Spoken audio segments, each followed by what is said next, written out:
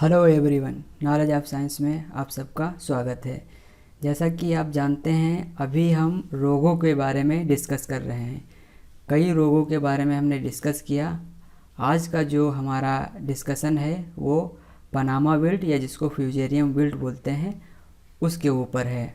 आप या हम सभी लोग कभी न कभी तो केले की खेती देखते हैं, करते हैं या केला खाते हैं। अगर कोई ऐसा रोग हो जो पूरी फसल को बर्बाद कर दे तो बहुत बड़ी समस्या होती है, चाहे वो केला उगाने वाला हो या ख़रीदने वाला हो। क्योंकि उगाने वाला होगा तो उसको नुकसान होगा, कम उत्पादन होगा तो प्राइस ज़्यादा होगा, दोनों को नुकसान होगा। आज का जो लेक्चर है, हम पहले बात करेंगे इसके इंट्रोडक्शन की, बाद में बात करेंगे इसके हिस्ट्री की, और फिर सिम्टम, इटियोलॉजी, डिजीज़ साइकिल। अब हम देखते हैं कहाँ कहाँ ये रोग फैला है दुनिया में, कहाँ कहाँ ये रोग पाया जाता है। तो सबसे ज़्यादा ये रोग जो पाया जाता है ये इस एरिया में पाया जाता है। ये नॉर्थ अमेरिका है, ये साउथ अमेरिका है। इसके जो बीच का प्लेस है इसमें ज़्यादा पाया जाता है। भारत में कहाँ, बिहार और उत्तर प्रदेश, मध्य प्रदेश, इन कुछ जगहों पे मुख्य रूप से फ्यूजेरियम विल्ट जो है पाया जाता है या पनामा रोग पाया जाता है। इसके इंट्रोडक्शन की बात करें तो इसका जो बोटेनिकल नाम होता है मूसा पैराडिसियाका होता है, और जो रोग है जिसकी आज हम बात करेंगे उसको पनामा डिजीज या पनामा विल्ट भी बोलते हैं। इसका काजल ऑर्गेनिज्म जो है फ्यूजेरियम ऑक्सीस्पोरम FSP क्यूबेंस है। अगर इसके हिस्ट्री की बात करें तो इस रोग को सबसे पहले इंट्रोडक्शन हुआ था बॉम्बे में 1920 में। कहाँ से? पनामा आइलैंड से। इसीलिए इसका नाम जो है पनामा विल्ट पड़ा। ये देखते हैं कहाँ पर पनामा है। ये जो आपको दिख रहा है लाल बीच का, ये पनामा आइलैंड है। यहाँ से कहाँ आया? इस एरिया में, यहाँ पर इस मुंबई के एरिया में आया सबसे पहले। फिर ये उत्तर प्रदेश, बिहार, मध्य प्रदेश, जहाँ जहाँ केला की खेती की जाती है वहाँ पर ये रोग पहुँच गया। अगर इसके लक्षण की बात करें तो सबसे पहले पत्तियाँ जो है पीली होती हैं और अंदर की ओर जो पीलापन है वो बढ़ता है। बाद में जो येलोइंग है वो मार्जिन से शुरू होती है। मार्जिन का मतलब क्या हुआ? इस किनारे से शुरू होगी और अंदर तक जाएगी। ये जो एरिया है, कड़ी जो बीच में लाइन धारीदार होती है, उसको मार्जिन बोलते हैं। तो यहाँ ये इधर से मार्जिन से शुरू होगा और मिड रब तक पहुँचेगा।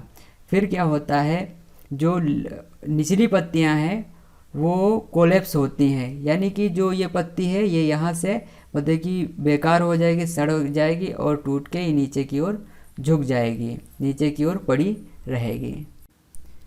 पत्ती नीचे की ओर झुक जाती है और झुकने के बाद ये नीचे गिर जाती है। यानी कि ये जो पत्ती यहाँ से लगी है इसका पेटियोल यहाँ पर होगा, उस पेटियोल से जो है यहाँ तक से अंदर को झुकती है। जैसे ये मान लो ये अंदर को झुक रही है, ये अंदर को झुक रही है, उसमें यहाँ पर जहाँ से लगा होता है उसको बोलते हैं पेटियोल। तो क्या है, पेटियोल से ये नीचे की ओर झुकेगी और फिर टूट के नीचे गिर जाएगी। अगर हम इसके और सिम्टम की बात करें तो अगर हम तने पर देखते हैं तो लंबाई में, यानी कि ऊपर से नीचे तक इस प्रकार से चीरा आपको देखने को मिलेगा। तने पे लाइट येलो से डार्क ब्राउन धब्बे बनते हैं स्यूडोस्टम पे। स्यूडोस्टम इसको क्यों कहते हैं? ये मतलब कि तना नहीं है, क्योंकि इसमें लकड़ी आपको नहीं मिलेगी। ये क्या है, खाली एक परतों के बना हुआ मतलब एक ढांचा है, इसका तना है। तो इसीलिए इसको बोलते हैं स्यूडोस्टम, इसको स्टम नहीं बोलते हैं। तो स्टम पे क्या है, आपको लाइट येलो से डार्क ब्राउन कलर के मतलब कि जो धब्बे हैं और धारियाँ दिखाई देंगी। इधर देखो, ये डार्क ब्राउन टाइप की धारियाँ आपको दिख रही हैं। इसका जो फंगस है वो वेसिकुलर सिस्टम में घुस जाता है। वेसिकुलर सिस्टम मतलब ये जो जाइलम और फ्लोएम का एरिया होता है, ये फ्लोएम हो गया और ऊपरी हिस्से वाला ये जाइलम हो गया। इसके अंदर ये रहता है और क्या करता है, इसको सड़न करेगा। जब इसमें सड़न करेगा तो नीचे से जो पानी जाना चाहिए, जो फूड जाने चाहिए, जो न्यूट्रिएंट्स जाना चाहिए, इसको बढ़वार के लिए वो नहीं मिल पाता है। इसके परिणाम स्वरूप क्या है, पौधा जो हमारा सूख जाता है और विल्टिंग कंडीशन देखने को मिलती है। जिस पौधे में ये रोग लग जाता है पनामा विल्ट, यानी उसमें क्या होता है, जो फ्रूट बनेंगे नहीं, या तो फल बनेंगे तो वो छोटे रहेंगे और डिफॉर्म्ड रहेंगे। और इसकी ये एक खासियत और है, ये क्या है, पकने से पहले ही पक जाते हैं, मतलब जो अच्छी तरीके से पकना चाहिए अपने रस वो नहीं, उसके अलावा ये पहले ही आपको पीले पीले दिखने लगते हैं। ये मैच्योरिटी से पहले ही आपको पके दिखाई दे सकते हैं। अगर इसकी इटियोलॉजी की बात करें तो माइसीलियम सेप्टेट होता है, ब्रांच्ड होता है, लाइट पिंक होता है। यानी माइसीलियम जो थ्रेड लाइक स्ट्रक्चर ऐसी होती हैं उसमें सेप्टेशन होगा, इस प्रकार से धारियाँ बनी होगी और शाखाओं में बटा होगा। माइसीलियम ऐसे इधर इधर इधर इधर इस प्रकार से शाखाओं में माइसीलियम बटा होगा और इसका कलर जो होगा वो लाइट पिंक होगा। और अगर कोनिडियोफोर्स की बात करें जिसके अंदर कोनिडिया बनते हैं तो वो सिंपल होता है और सिलेंड्रिकल होता है, छोटा होता है और बनता कहाँ है, स्पोरोडाचियम के अंदर। तो स्पोरोडाचियम जो होता है उसके अंदर ये कोनिडियोफोर्स बनते हैं और कोनिडियोफोर्स से कोनिडिया बनते हैं। इसमें कोनिडिया कितने प्रकार के होते हैं, कोनिडिया 2 प्रकार के होते हैं, एक तो मैक्रोकोनिडिया और दूसरा माइक्रोकोनिडिया। माइक्रोकोनिडिया की बात करें तो ये माइक्रोकोनिडिया जो है छोटा होता है और कर्व्ड होता है, यूनिसेलुलर होता है।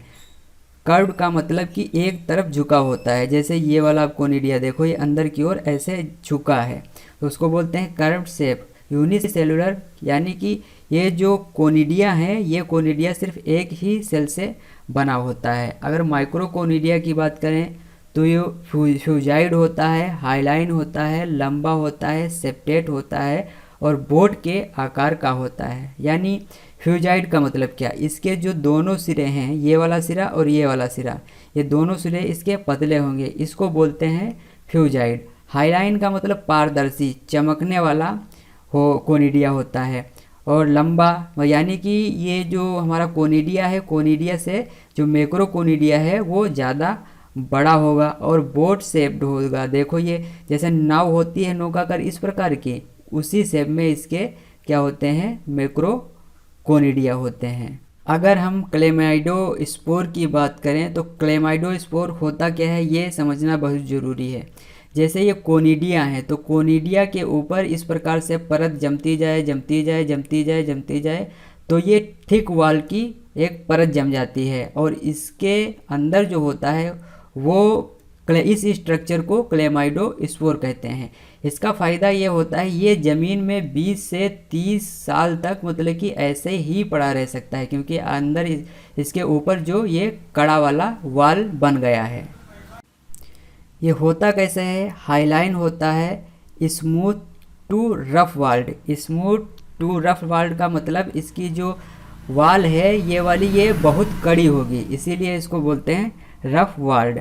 और ये जो कोनिडियोफोर या तो ये सिंगल रहेंगे या फिर ये चेन में बनेंगे, जैसे यहाँ पर देख सकते हो इसके ऊपर कई परतें चढ़ी है और ये देखो 3 है, 1 2 3, तो 3 जो हैं इनके ऊपर कई परतें चढ़ने के बाद ये क्या है, क्लेमाइडोस्पोर बन जाता है। और क्लेमाइडोस्पोर का काम होता है लंबे समय तक ज़मीन में पड़े रहना। जब फेवरेबल कंडीशन आती है तो फिर जर्मिनेट करते हैं और जर्मिनेट करने के बाद फिर जो है नया डिजीज साइकिल स्टार्ट करते हैं। अगर हम इसके डिजीज साइकिल की बात करें तो ये सॉइल बॉर्न नेचर का होता है। सॉइल बॉर्न नेचर का मतलब ये जो है सॉइल में अपने आप को सर्वाइव करता है और वहीं से अपने स्पोर्स बनाता है और स्पोर्स बनाने के बाद इन्फेक्शन शुरू करता है।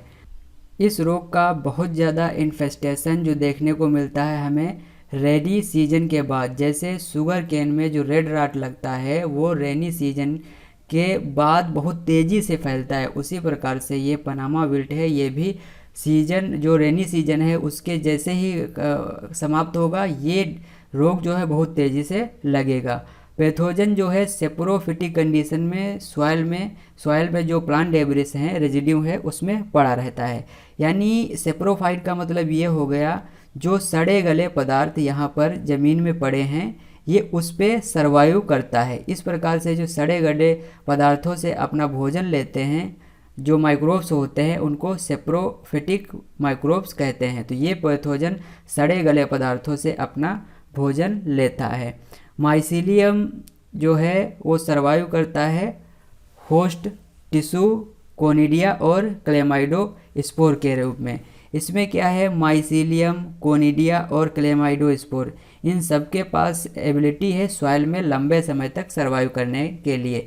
जबकि ये जो क्लेमाइडो स्पोर है इसकी कुछ ज़्यादा ही क्षमता है मिट्टी में अपने आप को डॉर्मेंट कंडीशन में पड़े रखने के लिए। ये डॉर्मेंट कंडीशन में पड़े रहते हैं और जब इनको फेवरेबल समय मिलता है तब ये उगते हैं और फिर डिजीज इन्फेक्शन शुरू कर देते हैं। इसी प्रकार से आप ये बड़े बड़े पौधे हैं केला के, इनमें आप देख सकते हो ये पत्तियां क्या है, देखो ये मार्जिन से पीली होना शुरू की, फिर ऐसे यहाँ तक अंदर तक बढ़ती जाएगी और ये जो मिड रिप है ना यहाँ तक ये इसके येलोइंग होती है। और येलोइंग होने के बाद ये क्या है, यहाँ पेटियोल है और पेटियोल से ये नीचे की ओर गिरना शुरू करती है और उसके बाद जब ये सड़ जाती हैं फिर नीचे ही बिल्कुल गिर जाती हैं। यहाँ पर देखो, यहाँ पर ये जो है यहाँ से सूखना शुरू किया और इसके ऊपर तक यहाँ ये जो मिड रिप है यहाँ तक पहुँचेगा।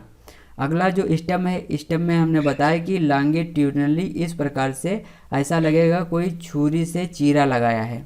और इसको देखो यहाँ पर ये क्या होता है, स्यूडो स्टेम है। स्यूडो स्टेम के ऊपर जब इस प्रकार से चीरोगे तो आपको ये जो जाइलम और अंदर का फ्लोएम ये सड़ा हुआ दिखाई देगा। इसीलिए ये ज़मीन से जो खाना पानी पहुंचना चाहिए पौधे को नहीं पहुंच पाता है और पौधा जो है मर जाता है।